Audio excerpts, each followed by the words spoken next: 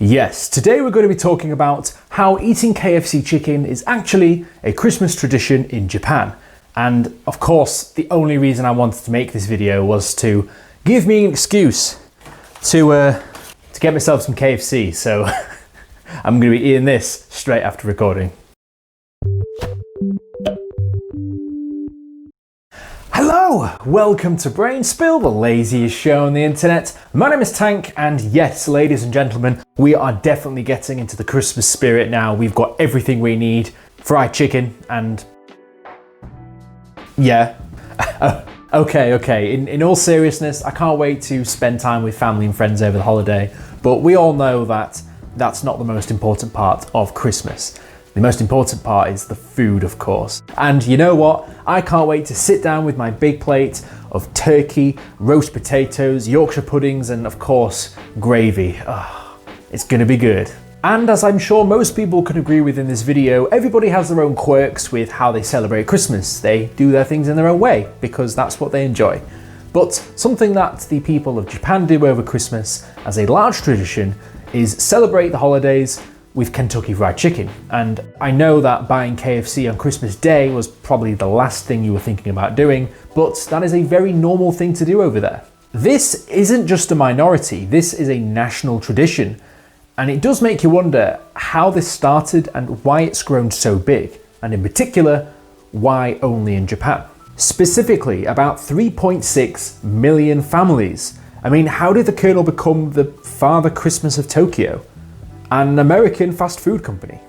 Although KFC's been around since 1952, over the years it's slowly but surely become more popular around the world, and in the 70s went to Japan.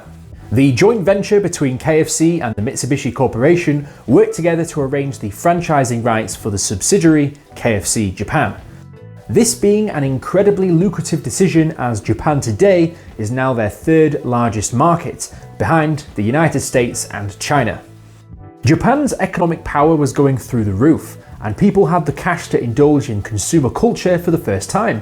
Since the US was a cultural powerhouse at this time, there was a huge interest in Western fashion, foods, trips overseas. Japan was really opening up.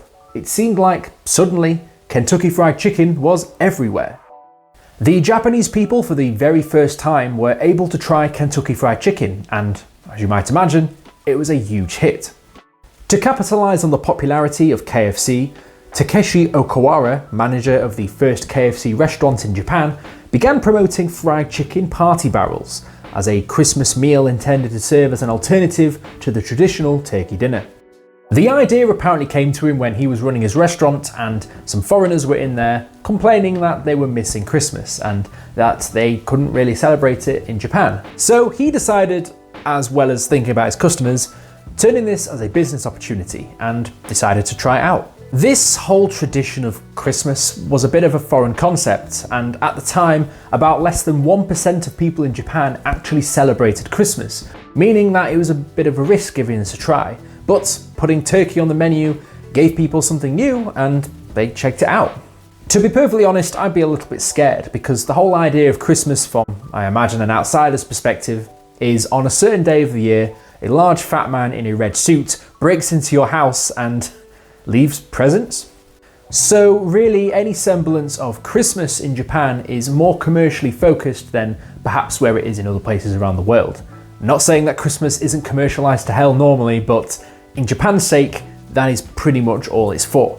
And this was the birth of the party barrel, which proved to be a massive success. This was first announced in 1970 at the restaurant, only for KFC to expand the promotion across all of the Japanese KFC stores in 1974, proving that it must have been a multi-million-dollar idea. Alongside the promotion, a well-known advertising slogan was started around the same time, Kentucky for Christmas, and this slogan stuck.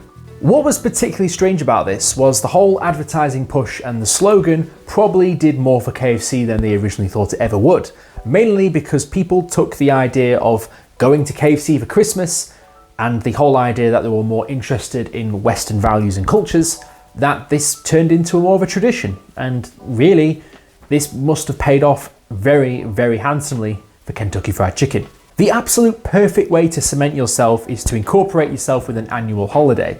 Cheeky, cheeky people. As you can imagine, in Japan, getting your hands on a turkey for a country that doesn't celebrate Christmas or any other national holiday focused around turkeys might find it hard to get a turkey. Or in the alternative, if you did, you might have trouble cooking it, mainly because a lot of people who live in very densely populated areas of Japan might live in a small apartment, and you don't really have the facilities to go cooking a massive turkey now. It seems that the campaigns themselves were made to really highlight the idea of consuming luxurious goods and foods over the Christmas period, and giving Japan a taste of what American culture was like, fueling the popularity for Japan adopting the practice. That's not quite the reality, but it seemed to work nonetheless. You have to remember, however, that KFC isn't the first commercial brand to try and incorporate themselves this much into a national holiday.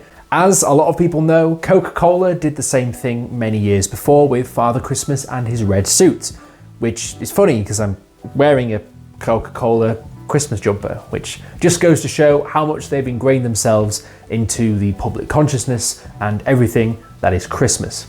So, could KFC make the same cultural impact Coca-Cola did in Japan? And the answer to that question is, well, yes, of course it did. I wouldn't be making the video if it hadn't. But the person that invented the party bucket and the person who started this whole thing, you'd think that this $1 million idea would get him a great promotion within the company. And yes, he did. He very quickly accelerated through the corporate ranks, climbed the ladder, and became president and CEO of KFC Japan between 1984 and 2002. In all honesty, I would absolutely love to try a KFC Christmas dinner. I mean, I know I've got this one down here, but this is just regular KFC. I want actual KFC turkey for Christmas. I think it would be a great thing to try. And, you know, people might think it's silly, but I'm a man of great taste, so I think I know what I'm talking about.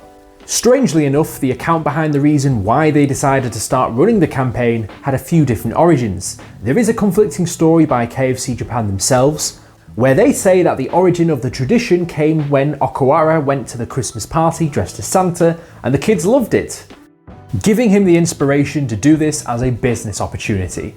Regardless of what happened or what you think, we are where we are, and KFC is well and truly what Christmas is all about in Japan. Speaking of today, do you think that this is just a flash in the pan or a drumstick in the wind, shall we say? As a matter of fact, no, because it's very, very popular. And as a matter of fact, in Japan, the Christmas sales alone on that one day serves up 5% of their annual profits, which just goes to show how popular KFC food is on Christmas Day. Just to give you an idea as to how popular this is, there's been some reports online of people saying that they've been queuing up for 2 or 3 hours just to pick up food, and other people who are getting more and more home deliveries as the years go on. As it becomes more prevalent and popular, more people are undertaking the new Christmas tradition. From some restaurants, you even have to make a booking and order your food in advance from a premium Christmas menu. You can even order a full roast chicken, unheard of at most normal KFC restaurants. I think I could speak for everybody and say that if you're going to have turkey on Christmas, it needs to not be dry. It needs to be just right. And I mean, I've never tried this turkey before, but I just hope it is. And even if it's not and it is dry, let's just hope you can get some KFC gravy and pour that on top, and oh, that just sounds fantastic. I swear to God this isn't an ad, I just really like KFC. And yes, of course, in the Christmas spirit, all of the restaurants get decorated and all the theming and branding gets updated to the festive holiday theme, getting everybody in the spirit. And get those orders in early because you don't want to be the one that gets left out on Christmas Day without your KFC chicken, meaning that you've got to eat something else like noodles for Christmas. Nobody wants noodles for Christmas. This tradition has been around since the 1970s, meaning that people that grew up and had KFC for the first time are now having kids. They're giving their kids KFC on Christmas, and the tradition is going to keep going and going and going.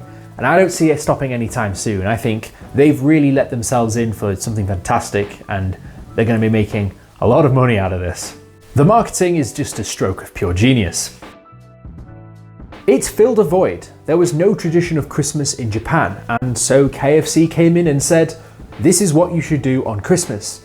This is another sign of globalization, where consumer rituals spread to other countries and often get translated in different ways.